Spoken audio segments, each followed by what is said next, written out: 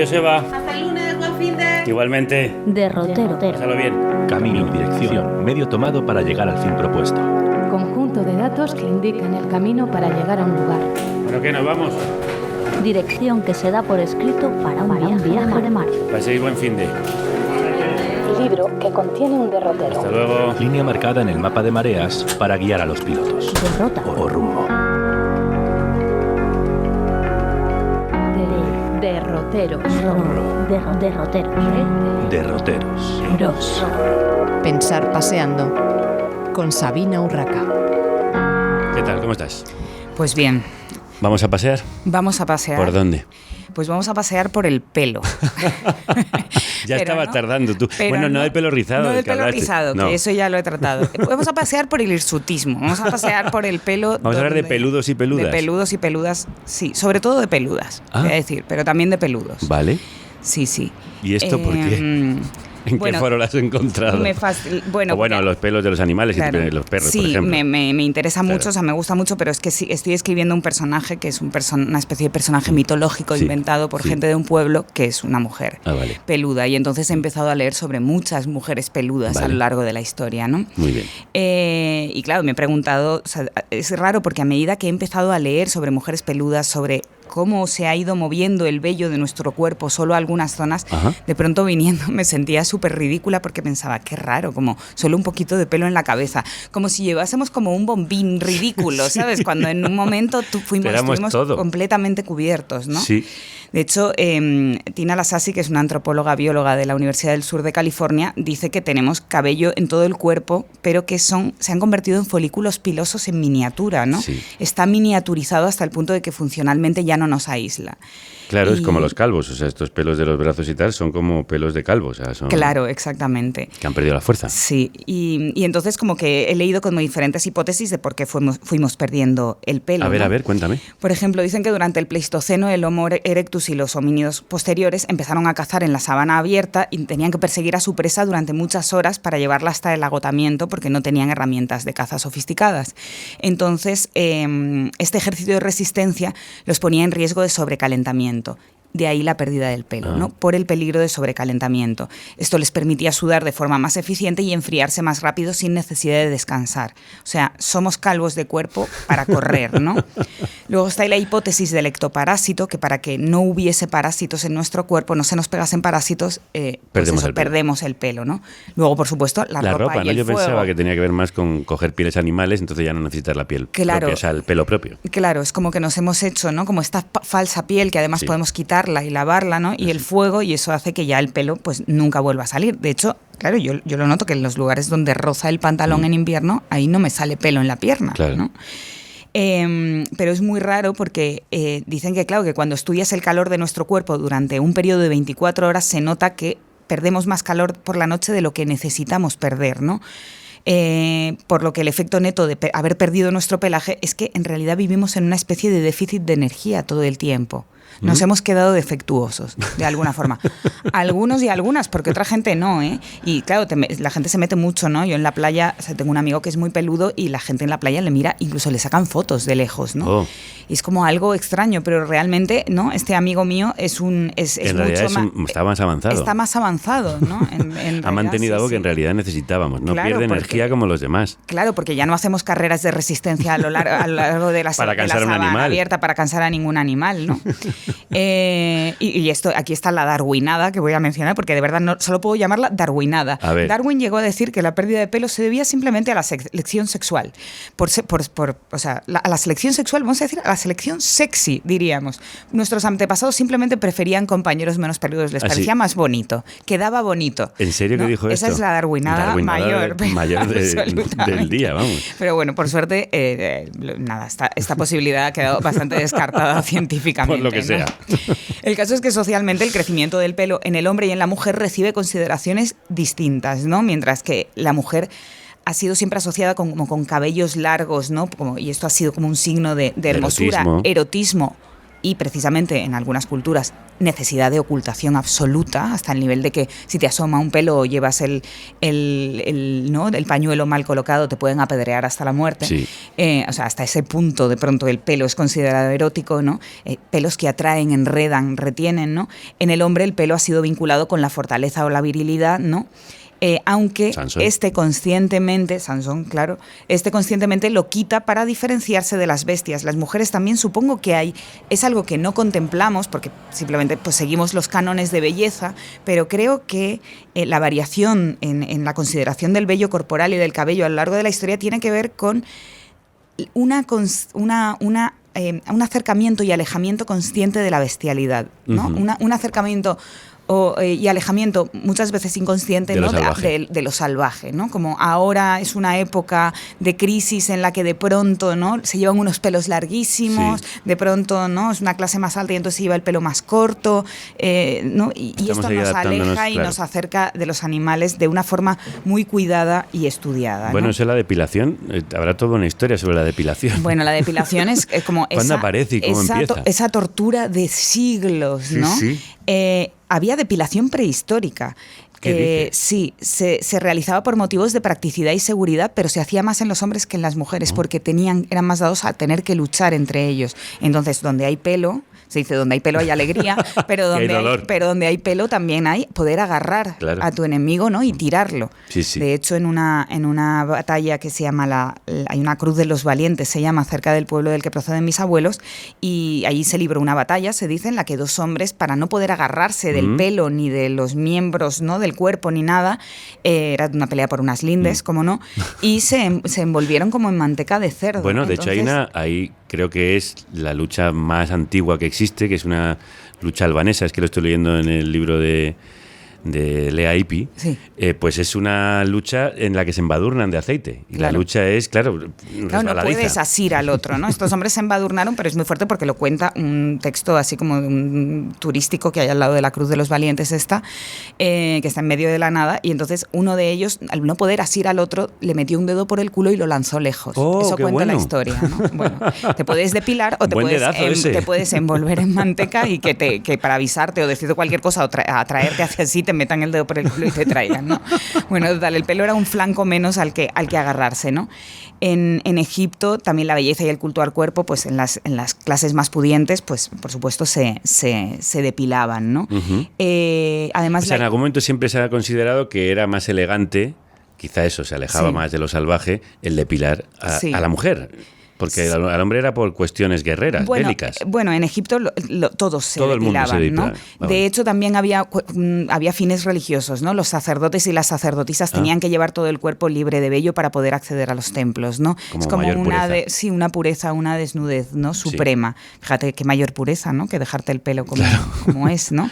Y por supuesto se han empleado todo tipo de cosas, ¿no? Sangre, grasa animal para la depilación, limón, azúcar, aceite. Había navajas hechas con hierro, con sílex y cobre, ¿no? que se han encontrado. En Grecia también, señal de pulcritud y juventud, depilaban mucho el cuerpo con velas. Y esto yo me acuerdo que mi abuela me contaba que ella de joven se depilaba con ella decía con un tizo, era mi abuela canaria, pero con un tizón encendido, con un trozo de madera de la chimenea. Se la pasaban por la pierna muy rápido y olía como mucho a pelo quemado, ¿no? Y así se depilaban, decían, ¿no? Y por ejemplo, en el Imperio griego ya se empezó a quitar el vello púbico de las mujeres, ¿no? Aunque era siempre algo de clases altas. Y los romanos, pues como basaron sus cánones estéticos en los de la antigua Grecia, pues también, ¿no? Se utilizaban pinzas, resina vegetal, una cera hecha de alquitrán, los baños femeninos. Romanos tenían una sala especializada para la depilación. Y ahí ya sí que es verdad que la practicaban sobre todo las mujeres, aunque también el cuidado de la barba era importante. Sí, pero bueno, el quitarse todo el pelo, ¿no? del cuerpo menos el de la cabeza y las cejas, que en épocas también se quitaba el de las cejas. Porque también lo de la barba, por ejemplo, es muy griego, ¿no? Lo de dejarse la barba. Dejarse la barba, pero es una barba muy cuidada, es una barba muy como de barbería, ¿no? Actual, muy hipster. Sí, es muy hipster. No quería decir el término, pero sí, era ese. O sea, Sócrates, barba hipster. Absolutamente. Sí, sí. ¿Y en la Edad Media qué pasó? En la Edad Media ya castidad, todo el cuerpo cubierto y prácticamente no se veía nada del cuerpo. Con lo cual podría haber en pelaje secreto, hoy. entre las clases altas sí que se quitaban, se depilaban. Sí. El vello púbico ahí sí que se frondoseó un poco en esa época, pero los rostros eran las zonas más cuidadas porque prácticamente era lo único que se veía. Y es muy curioso porque en la Edad Moderna ahí la reina Isabel I de Inglaterra puso de moda quitarse también las cejas, ¿no? Despejar las frentes de pelo,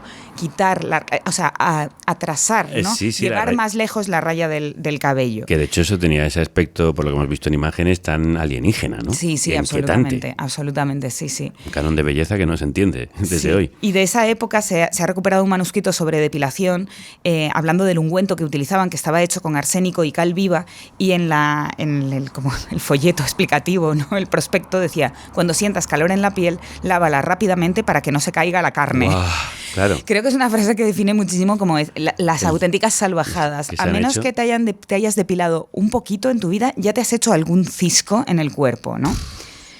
Y hay un libro, en el afeitado de hombres, hay un libro de Jean-Jacques Perret que se llama Pour anatomie, l'art d'apprendre à se à soi-même, o sea, el arte de afeitarse a uno mismo, ¿no? Y el libro era un escrito como un folleto que lo vendían acompañado de una hoja afilada con un mango de madera. Y esa es la primera maquinilla de afeitar. Vale. Venía con un libro, es muy fuerte, ¿no? O sea, no sé. Bueno, a ver, como los kioscos que te regalan también, acuérdate. Claro, sí, las colecciones de principio de curso, ¿no? Sí, o incluso con algunos periódicos de vez en cuando te regalan algún tipo de objeto. Un abanico, unas babuchas, ¿no? Como cosas así. Sí, totalmente.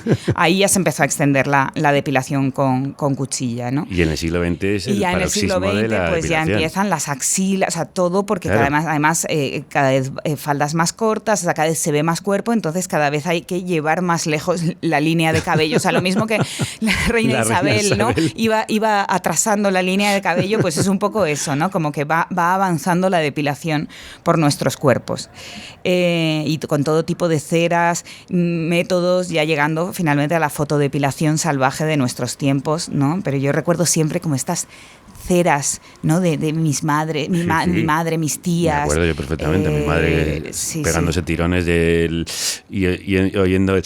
Sí, era terrible, pero eran unas máquinas rarísimas, como una especie de filtros, ¿no? Encendías un botón y había como una especie de marmita de cera como borboteante. A mí me llamaba muchísimo la atención. Sí, y se veía como algo doloroso, porque claro, tirón y fuera pelos. No, era algo terrible. No puedo ir porque no estoy depilada, ¿no? Esta cosa tan salvaje que a mí siempre me pareció como, madre mía, ¿no? Y luego hay un montón de mujeres peludas y de gente peluda a lo largo de la historia que me fascina. Por favor, vamos con ellas. Está la reina Matkara Hatshepsut de Egipto, que murió en el año 1458 a.C., que no era hirsuta, pero para ser respetada y obedecida como faraona, empleaba barba postiza y vestiduras de hombre en sus apariciones, ¿no? Fluctuando entre lo masculino y lo femenino según le conviniese en ese momento. O sea, el pelo usado para ganar poder. Y hay un Instagram que por favor tenéis que seguir, yo creo que lo he mencionado en algún otro derrotero porque es una auténtica pasión la que yo siento, que se llama Agiografía Hoy, que lo lleva Beata Dulce Nombre, que es Marina Arrabal, que va a sacar un libro en Blackie Books que se llama precisamente Dulce Nombre, y que en general, bueno, algunas veces cuenta historias de santos, otras veces se inventa historias de santos, es muy, muy bonito, la verdad, lo que hace, y cuenta la historia de María Magdalena y Santa María Egipciaca. Que son reales. Que son reales, reales, tan real como es la historia, ¿no? O sea, me refiero tan real como es la Biblia, ¿no? Esa ficción que es la Biblia. Vale, sí, vale. Quiere decir que algunos santos sí que han existido. Sí, pero bueno, su historia... Sí, su historia no. Es una ficción, ¿no? Sí, vale. O más o menos, no lo saben, nunca lo sabremos. Es que no sé. ¿No crees en milagros?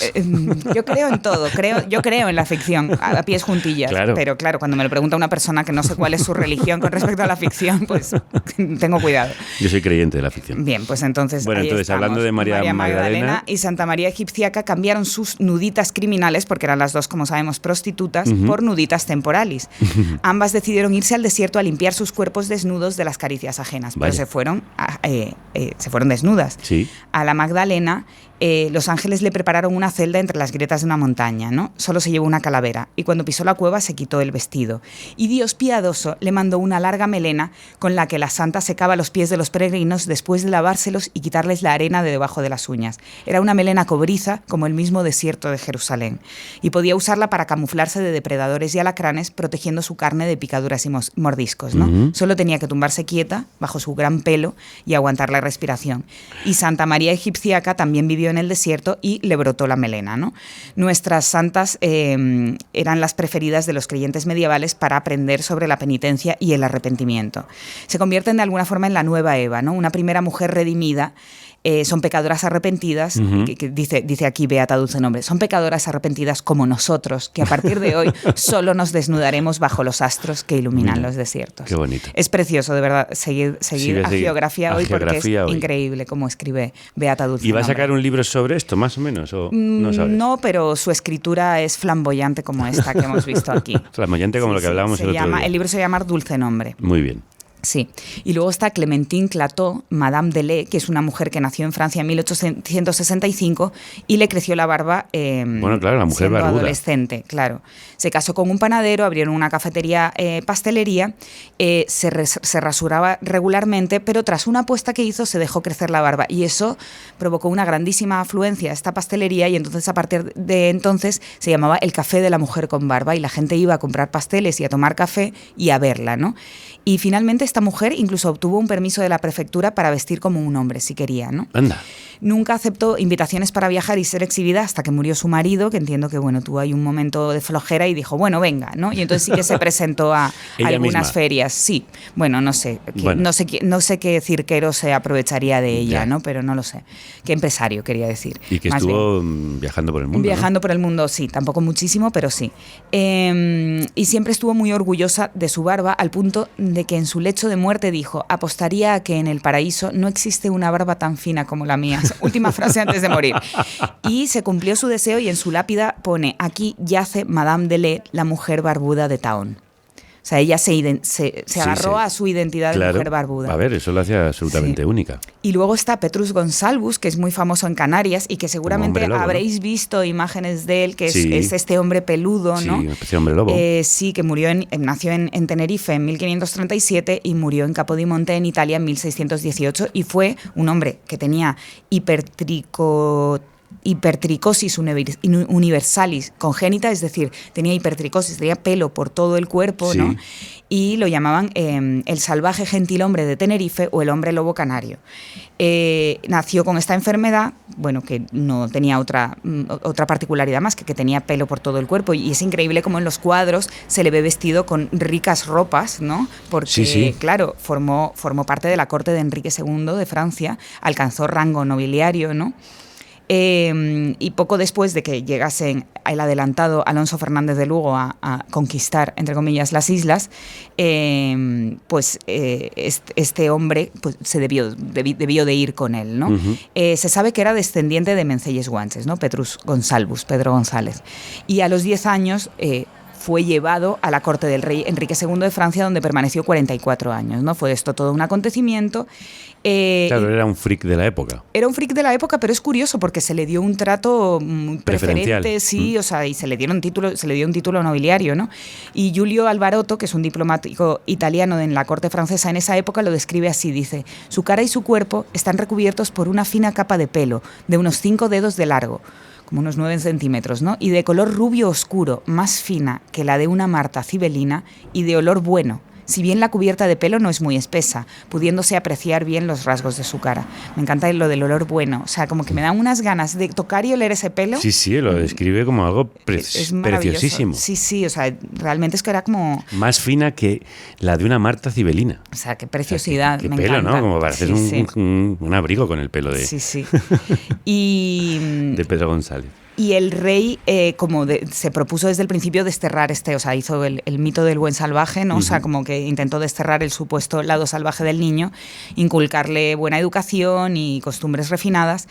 Fue instruido en humanidades, latín, etcétera. Llegó a ser sommelier de la panaterie Bourse du Roi, ¿no? Servicio de boca del rey, ¿no? Que era un puesto preservado para nobles de rango muy alto y con muy buen sueldo.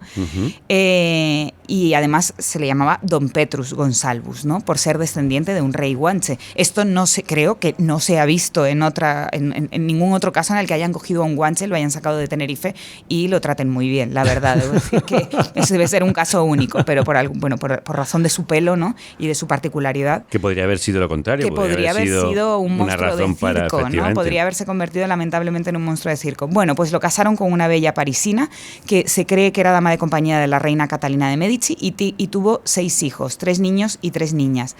En solo 2 de sus hijos no se heredó esta condición de Petrus Gonsalvus. Sí. En el resto sí, en solo 2 no. De hecho, hay también retratos de la familia completa y de algunas de sus hijas. Es que creo que me suena a mí haber visto cuadros. Son unos retratos absolutamente preciosos. Maravillosos. Hay en Innsbruck, en Austria, también en la Galería Nacional de Arte en Washington, en Estados Unidos, que yo vi el cuadro de Petrus Gonsalvus, fue una de las razones por las que fui.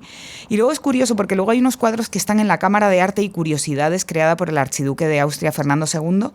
Y en este espacio se encuentra también el célebre retrato de Vlad Tepes, el Drácula, sí. ¿no? Entonces ahí de pronto sí que está como una categoría un poco circense, ¿no? Como que lo han metido en el cuarto de los vampiros, freaks, ¿no? hombres lobo. Sí. Oye, ¿no inspiró? Esto no tiene algo que ver con La Bella y la Bestia. Con La Bella y la Bestia, exactamente. Se cree que esta historia, ¿no? Que el amor de Petrus Gonsalvus con la dama Catherine, que pertenecía a la corte de la reina, inspiró el cuento de hadas La Bella y la Bestia, ¿no? Y hay una novela de Emma Lira que salió en 2019 que se llama Ponte en mi piel. No sé, o sea, dudo que ese fuese el título original, que sea una traducción correcta del título original. O sea, la verdad es que es bastante terrible. Ponte en mi pelo. Editorialmente, una decisión editorial lamentable, Ponte en mi piel. Pero bueno, el protagonista principal y la vida de ese protagonista principal se basa en la vida de Petrus Gonsalvus. He leído solo trozos. Es interesante, pero bueno, el título, la verdad es que es terrible. Vamos a buscar el título original. Sí, tú sigue con lo tuyo. Sí.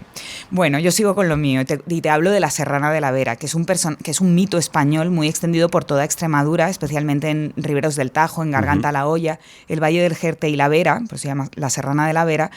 Y es muy curioso porque es una mujer con apariencia de cazadora o de amazona, de fuerza sobrehumana, con ciertas características sobrenaturales, que vivía en los montes y llevaba a los hombres con los que se cruzaba a su cueva para matarlos. Siento decirte que es el título original porque Emma Lira es una periodista y escritora española que ha llamado así a su libro. Ah, mierda, pensé que era una traducción. No. Ay, Dios mío, Emma Lira igual me escucha. Bueno, no pasa nada, tendrás razones para haberle puesto ese... Ahora de pronto pienso que como es española lo va a escuchar, porque todas las españolas escuchan Derroteros. A ver, es por la portada del libro, es típica novela histórica. Creo que se dirige a un público yo el libro más de bestseller. lo he visto y he leído trozos, vamos, me lo han pasado en PDF, pero vaya, bueno, en fin. Bueno, Emma, te mandamos un beso muy grande. Un abrazo muy fuerte, Emma. Gracias por haber hecho de este libro, de hecho. Sí, aunque a ti el título no te haya No me ha gustado, acertado. pero bueno, yo soy muy tiquismiquis, es una cosa como de editora tiquismiquis. Bueno, pues la Serrana de la Vera es una mujer hermosísima, cubierta de pelo. Sí. Se la describe de diferentes formas. Algunas veces dice que la parte de arriba de su cuerpo es de mujer, la parte de abajo es de yegua, y que cogía a los hombres, los llevaba a su cueva y los mataba. Y algunas veces hay como tintes sexuales en esto, en el sentido de que debía ser como que se los tiraba y los mataba, ¿no? Y hay una relación de esto con las serranillas medievales, que son también unos seres, ¿no? Como unas mujeres que aparecían en el camino, ¿no? A los caminantes. Todo esto, por supuesto, toca con las sirenas, las esfinges, todos estos personajes brujiles, ¿no? Mitológicos, de mujeres que son sexys, medio animalescas, que se acercan a la bestialidad, ¿no? Sí. Y que pierden a los hombres, además, y que pierden o los matan, ¿no? Como que el final de sus intenciones siempre es como acabarlos.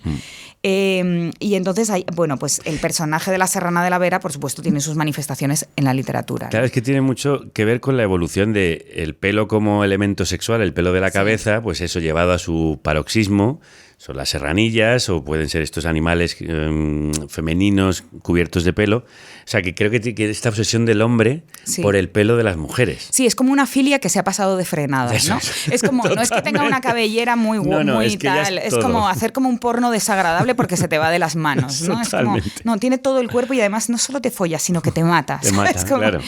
Bueno, pero es muy, muy interesante el personaje de la Serrana de la Vera como mito, como personaje de los romances, ¿no? En muchas interpretaciones de la tradición oral y como personaje de la literatura en el siglo de oro, ¿no? Julio Caro Baroja tiene un ensayo en el que dice que sobre la Serrana de la Vera se planteaba la cuestión de si era una realidad histórica mitificada o un mito transformado en realidad historificada, ¿no? No sé si lo he entendido, pero bueno. Sí, como que se le ha habido como muchos intentos de buscarle una identidad histórica de carne y hueso, o sea, como que no se sabe si... O un mito que efectivamente... Sí, no se sabe si... Si parte de la leyenda hacia la realidad o de la realidad se ha creado una leyenda. Exacto, en qué dirección va, ¿no? Bueno, y... Esto es un poco como lo de Cristo, también te digo. Totalmente, sí. Bueno, estos son estos caminos de la ficción que son caminos muchas veces de ida y vuelta, que construyen y destruyen, ¿no? Y hay un poema, vamos, destruyen lo digo como entre comillas, destruir en la ficción me parece interesante también. Y hay pues muchos versos, ¿no? de la Serrana de la Vera. Hay un fragmento, voy a leer un fragmento de las Serranas del arcipreste de Hita, y aquí está la descripción de la Serrana de la Vera. Dice: había la cabeza mucho grande, sin guisa, cabellos chicos, negros, más que corneja lisa, no Marta Cibelina, aquí corneja lisa, ojos fondos, bermejos, poco emal de visa, mayores que de osa la patada do pisa, las orejas mayores que de añal burrico, el de su pescuezo negro, ancho, velloso, chico, las narices muy gordas, luengas, de sarapico, bebería en pocos días caudal de buón rico, su boca de alana y los rostros muy gordos, dientes anchos e luengos, asnudos e mosmordos. Las sobrecejas anchas e más negras que tordos. Los que quieran casarse aquí no sean sordos. Mayores que las mías tiene sus prietas barbas. Yo non vi en ella al, mas si tú en ella escarbas, creo que fallarás de las chufetas darbas, valdríasete más trillar en las tus parvas. Esto es una descripción bastante monstruosa. Es monstruosa, pero me gusta mucho. Me gusta mucho las sobrecejas anchas e más negras que tordos, y de repente dice, los que quieran casarse aquí no sean sordos. O sea, como la vende como un reclamo sexy, ¿no? Sí. Creo. Bueno, no lo sé. No estaría seguro, pero efectivamente es como los que quieran casar. Oye, que igual que esto que estoy diciendo a alguno le está atrayendo, que no sean sordos. Si no lo he entendido del todo, pero es verdad que a lo mejor tiene esa lectura que tú dices. Me gusta mucho que tiene las barbas aún más anchas que las mías. Sí.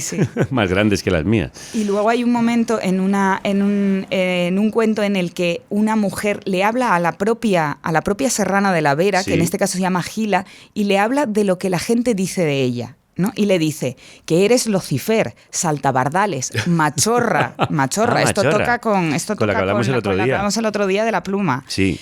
¿No? Que eres Lucifer, saltabardales, machorra, el coco de las consejas, el lobo de sus ovejas, de sus gallinas la zorra. Los niños callan contigo, los hombres huyen de ti, los viejos dicen que así huye la cava de Rodrigo, las mozas que otra pareja no tuvo el mundo, y el cura como ñublo te conjura a la puerta de la iglesia. Cada vez que nuevas dan de tu condición ingrata, descomulgándote, mata candelas el sacristán, ¿no? Y dicen que en haz y en paz de toda esta serranía te han de colgar algún día como racimo de agraz, ¿no? Porque la están culpando de haber matado a muchos hombres. La Serrana de la Vera es un tema absolutamente infinito, que me ha dado muchísimas ganas de ir en busca de la Serrana de la Vera, o sea, ir en busca de esta ficción, ¿no? Irme a garganta a la olla a buscarla. Habrá muchos restos, se podrá encontrar... Sí, de estas historias. De estas historias. Estoy segura de que hay alguien en esos pueblos aún lo suficientemente mayor y amante de la religión de la ficción para decir que la ha visto. Y me encantaría conocer a alguien que haya visto la Serrana de la Vera, que me cuente que la ha visto. Sí, me vale con eso. Eso. Bueno, es nuestra Yeti. Claro, es nuestra Yeti, exactamente. Sí, totalmente. Bueno, pues si alguien que está escuchando este derrotero la ha visto... Por favor, que me lo haga saber. Que me lo haga saber, sí. Que me lo haga saber, sí. Y luego, por supuesto, pues la Serrana de la Vera, o sea, pues no hablo de ella porque la tenemos aquí en Extremadura, ¿no? Y porque proviene de la ficción de allí, o de las historias de allí, o de la verdad de allí, que la ha ficcionado. Pero en Francia pues existió también este personaje que era la peluda, ¿no? Bestia lanuda, la Velue, era un monstruo mitológico, ¿no? Que se decía que merodeaba el río Wisne de la cuenca del Sarte, y hay un cuento de Borges que habla de ella, ¿no? Uh-huh. Y me gusta mucho, bueno, se dice que tenía el tamaño de un toro, cabeza de serpiente, su cuerpo era redondo y estaba cubierto de pelaje verde, Uh-huh. y tenía aguijones cuya picadura era mortal. Bueno, cola de serpiente, podía matar, y hay una historia cruelísima, cruenta a más no poder, ¿Sí? que dice que este animal sobrevivió al diluvio sin haber entrado en el arca, porque Noé decidió dejar fuera a la bestia porque era peligrosa para los demás animales. Estamos hablando de un barco en el que iban ovejas y tigres, juntos, en parejas. Pero bueno, como eran parejas heteronormativas, normales, tranquilitas, se mantenían dentro de la norma y no mataban a nadie, supongo. Esto conectando con nuestro tema del otro día de la pluma gay, ¿no? Bueno, y esto conectando con el tema que hablábamos al principio, es que al final que estaba pensando en todas estas historias que estás contando, Claro. y tiene esa relación con el pelo, la sexualidad de la mujer, la libertad de la mujer, lo salvaje. O sea, cuando la mujer peluda es la mujer que se ha dejado... Claro. Bueno, crecer el pelo libremente, Sí. que no se puede... Bueno, o en el caso de María Magdalena, que Dios la ha protegido de la desnudez regalándole una gran melena rojiza. Dios, protégenos a todas, danos esa gran melena. Pero bueno, y por eso surge la depilación, que es una manera también como de someter a esa mujer libérrima, ¿no? Sí. Entiendo como que todos estos mitos y estas Sí. leyendas también tienen que ver con esa mujer salvaje, Sí, sí. que es algo que el hombre no comprende y a lo que el hombre teme. Claro, someter esa animalidad, Sí. también someter esa sexualidad, ¿no? Noé, desde luego, no la quiso en su arca. No la quiso en su arca. La engañó y le dijo que iban a zarpar al atardecer, y al final el arca zarpó al amanecer, pero luchó por salvarse y prometió vengarse de los humanos por abandonarlo.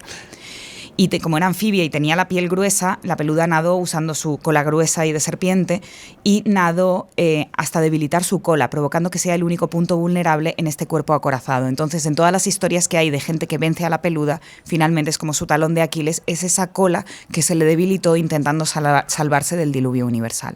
Es una historia que me da muchísima tristeza. Mucha. No sé. Entonces la peluda surgió de su cueva de nuevo en la Edad Media y se escondió en la ribera del río Wisne en Francia, ¿no? Y ahí comenzó a atacar a humanos puros e inocentes, a doncellas y a niños, ¿no? Y a cada una que era capturada la llamaban la corderita. Y bueno, atacaba granjas, etc. Y esto es muy curioso. Cuando es perseguida por los campesinos, se sumerge en el río Wisne y lo hace desbordar. Inunda la zona, provoca riadas, ahoga a gente, ¿no? Cada vez que el río Wisne se desbordaba, se suponía que era porque la peluda se había metido dentro, ¿no? Y lo había hecho desbordar por lo grande que era, ¿no? Bueno, una venganza que merecía cobrarse. Sí. Y bueno, al fin y al cabo, pues eso, siempre que veamos que alguien, ¿no?, se mete con el pelo excesivo o con la falta de pelo, o no, o nos vemos a nosotros mismos haciendo cosas extrañas con nuestro pelo, delimitándolo, demarcando zonas, tomando decisiones extrañas. Bueno, sí, por ejemplo, las cejas anchas o cejas finas, ¿no? Sí. Que de repente se pone de moda una cosa, se pone de moda la otra. Estas cosas tan curiosas, ¿no? Sí, o sea, como... Pero dejarse el bigote o no dejárselo. Sí. En el caso de los hombres, incluso algunas mujeres, hay culturas donde la mujer es bigotuda, sin ningún problema. Sí, no pasa nada. Y ahora actualmente hay muchísima gente, ¿no?, que se deja el... Yo noto que esa influencia, por ejemplo, me hace relajar mis antiguas costumbres, ¿no? Para mí fue muy importante con respecto a la depilación cuando fui a Cuba, porque allí me dijeron, no hay cera, nos depilamos con cuchilla. Yo nunca más volví a usar otro sistema que no fuese la cuchilla, Claro. Y mi vida cambió completamente. Hombre, y simplemente me habían contado que se endurecía el pelo, o sea, un mito de belleza me había hecho creer que era imposible usar cuchilla, que había que usar algo más doloroso, Claro. que yo merecía más dolor, ¿no? O sea, ya bastante tengo, ¿no? Entonces, bueno, o sea, esto nos acerca y nos aleja de la animalidad y lo hacemos sin darnos cuenta.